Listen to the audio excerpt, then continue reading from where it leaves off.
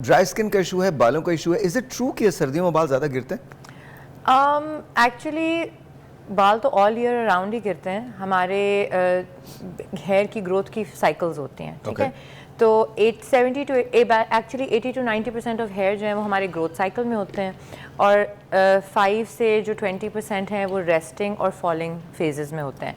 तो अगर हमारे बाल जो हैं वो गिर ज़्यादा रहे हों और डेफिशिएंसीज की वजह से ग्रो ना कर रहे हों तो उन्हें गिरते ही फील होंगे और क्योंकि ग्रोथ नहीं होगी तो उनको थिनिंग नज़र आना शुरू हो जाएगी। That's one thing.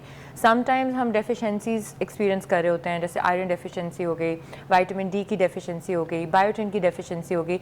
उन डेफिशिएंसीज की वजह से एक्सेसिव हेयर लॉस होता है और वो आपको नज़र आता है। मतलब नॉर्मल हेयर लॉस जो है वो 100 हेयर डेली गिरना वो नॉर्मल है। हाँ। अगर इससे ज़्यादा किसी के गिर रहे हों तो वो it is because of some reason, तो उस रीज़न को हमें फाइंड आउट करना चाहिए। और सर्दियों में ये इन्होंने कॉल किया। सर्दियों में जो है, सर्दियों में बेसिकली अगर आप बहुत गर्म पानी इस्तेमाल करेंगे तो बाल ड्राई होंगे, ब्रिटल होंगे, उसकी वजह से गिरेंगे। कुछ लोगों को विंटर्स में डैंड्रफ या सेबोरिक डर्मेटाइटिस जिसको बोलते हैं उसका इशू ज़्यादा हो जाता है, उसकी वजह से जो है एक्सेसिव हेयर लॉस हो सकता है। हाँ। तो उन प्रॉब्लम्स को हमें ट्रीट करने की ज़रूरत होती है। End of course if you go through silly marriage humour तो उसमें भी कहा जाता है कि अगर आपकी शादी को 7 साल हो गए हैं हाँ। तो मौसम कोई भी हो बाल आपके गिरेंगे बिल्कुल ठीक है। तो अच्छा ज़ुकामी, अब इनको क्या करना चाहिए? ये जो इन्होंने पूछा, इनको कहाँ जाना चाहिए? किसी डर्मेटोलॉजिस्ट। देखिए, स्किन हेयर एंड नेल के इश्यूज हों तो हमेशा डर्मेटोलॉजिस्ट के पास ही जाना चाहिए, because dermatologist are the experts. Plastic surgeon नहीं, एस्थेटिक फिजिशियन नहीं। पर डॉक्टर साहब एक चीज़ उससे एसोसिएट करती है ना, अक्सर लोग ये कहते हैं डर्मेटोलॉजिस्ट जो होते हैं बहुत महंगे होते हैं। नहीं, बिल्कुल भी ऐसा नहीं है, बिल्कुल भी ऐसा नहीं है। मैं क्लियर करना चाहता हूं। हाँ, नहीं, बिल्कुल भी ऐसा नहीं है। देखें, गवर्नमेंट हॉस्पिटल्स में डर्मेटोलॉजिस्ट अवेलेबल होते हैं, डर्मेटोलॉजी वार्ड्स हैं। जो कोई प्राइवेट सेक्टर में फी अफोर्ड नहीं कर सकता उसको गवर्नमेंट हॉस्पिटल में, अपने इलाके के गवर्नमेंट हॉस्पिटल में जाके डर्मेटोलॉजिस्ट को दिखाना चाहिए।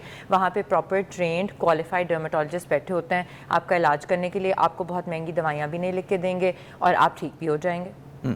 तो ये जो आपका मिसकंसेप्शन है इसको ज़रा ख़त्म कर लीजिए। अगर आप ये समझते हैं कि या समझती हैं कि आप डर्मेटोलॉजिस्ट को अफोर्ड नहीं कर सकते तो आपका जो लोकल हॉस्पिटल, गवर्नमेंट हॉस्पिटल है वहाँ चले जाएं। वहाँ पर ट्रेन डर्मेटोलॉजिस्ट की अवेलेबिलिटी होती है और वो आपके मसलों का हल निकाल सकते हैं। एक telephone call, let's see who this is online. अस्सलाम वालेकुम जी। अस्सलाम वालेकुम। हम सदी कहते हैं, ठीक ठाक हैं? अल्लाह का शुक्र। आपका नाम सर? मेरा नाम शाहिद अहमद है, कराची से बात कर रहा हूँ, मंसूर से। शाहिद, कैसे हैं आप? ठीक हैं? बस शुक्र अल्लाह पाक, आप ठीक है? ऑल गुड अल्हम्दुलिल्लाह। जी शाहिद साहब, कोई प्रॉब्लम है आपका? जी, प्रॉब्लम ये है कि ये 11 साल की ना मरियम, उसके बाल वाइट भी हो रहे हैं और बाल झड़ भी रहे हैं। बाल वाइट भी हो रहे हैं और बाल झड़ भी रहे हैं? जी। ओके क्या हुआ क्या था? इन्होंने कुछ बोला कि मुझे कुछ हुआ था। आप बात कीजिए। अस्सलाम वालेकुम, कैसे हैं आप? आपने ये कहने से पहले कि बाल सफ़ेद हो रहे हैं और गिर भी रहे हैं, आपने कुछ बोला था कि मुझे कुछ हुआ था। दोबारा ज़रा रिपीट कर देते हैं। रिपीट ये है कि मैडम ना हुआ तो ये जैसे नज़ला वगैरह होते हैं ना, इशू बस ये। अच्छा, रूटीन की एलर्जी जैसे आपको रहती है सर्दियों में या मौसम चेंज से, डस्ट से, उससे एलर्जी होती है जिससे? अच्छा, ठीक है। देखिए, यूजुअली जो है वो नज़ला, ज़ुकाम, खांसी का बाल गिरने से ताल्लुक नहीं होता, रूटीन की एलर्जी। वो कह रहे हैं मरियम 11 साल की, उनके बाल सफ़ेद भी हो रहे हैं, झड़ भी। हाँ जी, देखें वो डेफिशिएंसीज होंगी, जिसकी वजह से 11 ईयर ओल्ड यस डेफिनेटली हो सकती हैं। अब वाइट हेयर को बेसिकली 2 इश्यूज होते हैं। वाइट हेयर जेनेटिक भी हो सकते हैं और डेफिशिएंसीज की वजह से भी हो सकते हैं। और कुछ लोगों को अगर एक पैच में वाइट हेयर होना शुरू हो जाए तो वो विटिलाइगो भी हो सकता है। जाहिर है वो जब तक हम प्रॉपर्ली चेक नहीं करेंगे तो हमें नहीं पता चलेगा। तो शाहिद साहब को क्या करना चाहिए? इनको भी डर्मेटोलॉजिस्ट के पास जाना चाहिए। वैसे उसको जो है चेकअप होना चाहिए, पीडियाट्रिशियन को दिखा लें कि विटामिन डी, आयरन बच्ची खाती पीती ठीक है, वो सब चीज़ें। और एलर्जीज़ का इलाज भी मुमकिन है।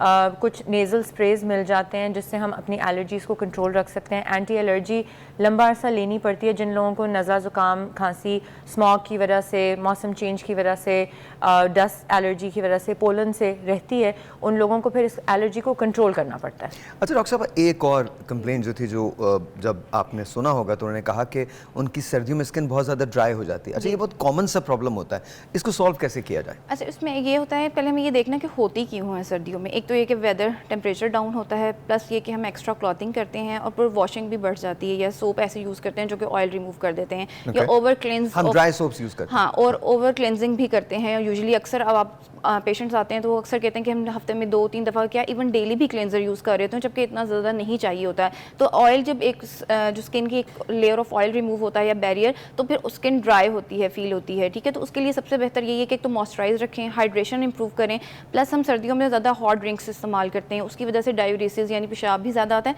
तो स्किन मज़ीद ड्राई हो जाती है, ठीक है। प्लस फिर एक फैक्टर डाइट का आ जाता है कि हम सर्दियों में जो डाइट इस्तेमाल करते हैं उसमें स्पाइसेस ज़्यादा होती हैं, वो high energy, high nutritious diet हम यूज़ करते हैं। आपने देखा होगा स्पाइसेस भी ज़्यादा, उससे पानी की प्यास वैसे ज़्यादा लगती है, लेकिन हम लोग उसके साथ फिर गर्म मशरूबात का इस्तेमाल यानी कि tea, coffee and drinks, green teas use करते हैं। तो उससे क्या होता है, मज़ीद डायूरेसिस हो जाती है, तो फिर स्किन डबल यानी कि ट्रिपल ड्राई हो जाती है, ठीक है। सो हमें पानी ज़्यादा लेना चाहिए और मॉइस्चराइज करना चाहिए। अच्छे नॉर्मल मॉइस्चराइजर बहुत सारे अवेलेबल हैं मार्केट में, सो हम उनको अच्छे से सुबह दोपहर शाम। अच्छा, एक ये भी कॉन्सेप्ट गलत है कि हम सिर्फ दिन में एक ही दफ़ा लोशन इस्तेमाल कर सकते हैं, या मुंह धोने का भी यही कॉन्सेप्ट है कि एक ही दफ़ा धोना है या ज़रूरत पड़ेगी तो धोना है। ऐसा नहीं है, जब भी आपको ड्राइनेस फील हो you can use your moisturiser, you can keep it in a bag.